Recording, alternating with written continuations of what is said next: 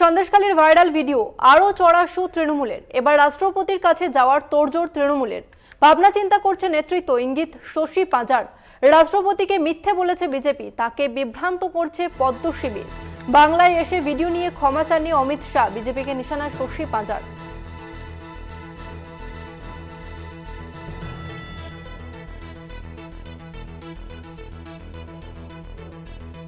রাষ্ট্রপতির কাছে যাওয়ার তোড়জোড় টিএমসির।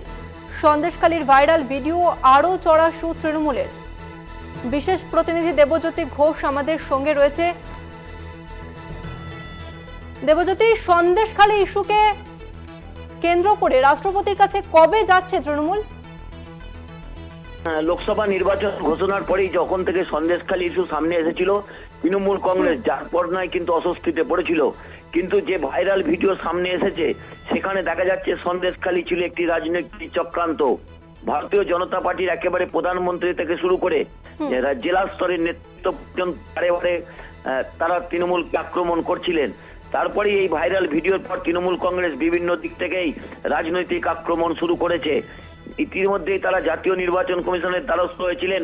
এবার তারা রাষ্ট্রপতির সামনে তারা যাচ্ছেন, কারণ রাষ্ট্রপতির কাছে সন্দেশখালীর যে তথ্য তুলে ধরা হয়েছিল তা ভিত্তিহীন এবং মিথ্যা। সেই অভিযোগকে সামনে রেখেই কিন্তু তৃণমূল কংগ্রেসের পক্ষ থেকে আসল চিত্র সন্দেশখালী তারা তুলে ধরতে চান। সেই জন্যই রাষ্ট্রপতি দ্রৌপদী মুর্মুর কাছে তারা ইতিমধ্যেই কিন্তু আবেদন করেছেন। প্রোটোকল মেনে হয়তো আগামী 2-1 দিনের মধ্যে রাষ্ট্রপতি সময় দেবেন এবং সেখানেই তৃণমূল কংগ্রেসের পক্ষ থেকে সন্দেশখালীর আসল চিত্র তুলে ধরা হবে এবং কিভাবে পরিকল্পনা মাফিক অর্থের বিনিময়ে মহিলাদের শ্লীলতাহানির অভিযোগ তোলা হয়েছিল তারও তথ্য তুলে দেবে তৃণমূল কংগ্রেস। ধন্যবাদ তোমাকে দেবজ্যোতি। আপনাদের আরো একবার জানিয়ে রাখি, সন্দেশখালী ইস্যুতে আরো চড়া সুর তৃণমূলের। এবার রাষ্ট্রপতির কাছে যাওয়ার তোড়জোড় তৃণমূলের। ভাবনা চিন্তা করছে নেতৃত্ব, এমনটা ইঙ্গিত দিয়েছেন শশী পাঁজা। এবং রাষ্ট্রপতিকে মিথ্যে বলেছে বিজেপি, তাকে বিভ্রান্ত করেছে পদ্ম শিবির। বাংলায় এসে ভিডিও নিয়ে ক্ষমা চাননি অমিত শাহ, বিজেপিকে নিশানা করেছেন শশী পাঁজা। শশী পাঁজা তিনি ঠিক কি বলেছেন শোনাবো আপনাদের। সন্দেশখালী এই যে পুরো মিথ্যে, তিনি বকবেন না তার এই রাজ্য বিজেপি নেতৃত্বকে যে তোমরা এটা কি করেছো, এটা তো তোমরা অন্যায় করেছো, কই তিনি তো বলেননি। তিনি তাদের হয়ে ক্ষমাও চাননি।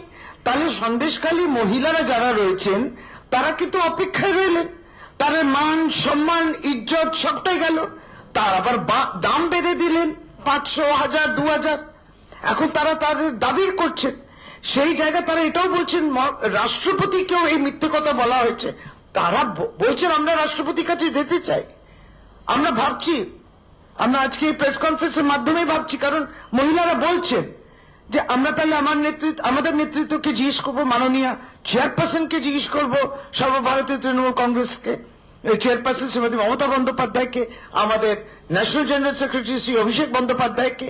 তাহলে কি আমাদেরকে তো প্রেসিডেন্ট দ্রৌপদী মুর্মুকে, কারণ একটা প্রোটোকল আছে, একটা প্রোটোকলে তিনি তো টিভি আর আমাদের এই প্রেস কনফারেন্স দেখে বুঝবেন না, তাকে তো আমাদেরকে প্রোটোকল মেনে বলতে হবে। দেখুন এতটা মিথ্যে, এই মিথ্যেটা সন্দেশখালীতে করেছে বিজেপি এবং এই মিথ্যে আপনাকে এসে বলেছে। তাহলে আমরাও কি যেতে পারি? এটা আমাদের নেতৃত্ব, সর্বোচ্চ নেতৃত্বকে আমরা জিজ্ঞেস। আপনাদের আরো একবার জানিয়ে রাখবো, সন্দেশখালীর ভাইরাল ভিডিও নিয়ে এবার কড়া সুর তৃণমূলের। এবার রাষ্ট্রপতির কাছে যাওয়ার তোড়জোড় শুরু করেছে তৃণমূল। ভাবনা চিন্তা করছে নেতৃত্ব, এমনটা ইঙ্গিত দিয়েছে শশী পাঁজা। রাষ্ট্রপতিকে মিথ্যে বলেছে বিজেপি, তাকে বিভ্রান্ত করেছে পদ্ম শিবির। বাংলায় এসে ভিডিও নিয়ে ক্ষমা চাননি অমিত শাহ, বিজেপিকে নিশানা করেছেন শশী পাঁজা।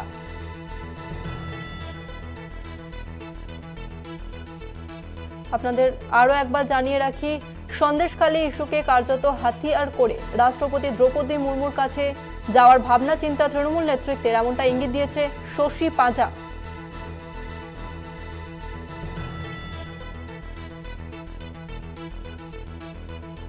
বাংলায় এসে ভিডিও নিয়ে ক্ষমা চাননি অমিত শাহ, বিজেপিকে নিশানা শশী পাঁজার। আপনাদের আরো একবার জানিয়ে রাখবো, ইতিমধ্যে সন্দেশখালীর ভাইরাল ভিডিও নিয়ে রাষ্ট্রপতি দ্রৌপদী মুর্মুর কাছে যাওয়ার ইঙ্গিত দিয়েছে শশী পাঁজা।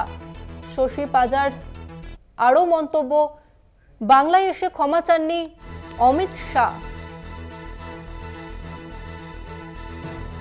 রাষ্ট্রপতিকে মিথ্যে বলেছে বিজেপি, এমনটাই অভিযোগ। তাকে বিভ্রান্ত করেছে পদ্ম শিবির। বাংলায় এসে ভিডিও নিয়ে ক্ষমা চাননি অমিত শাহ। বিজেপিকে নিশানা শশী পাঁজার।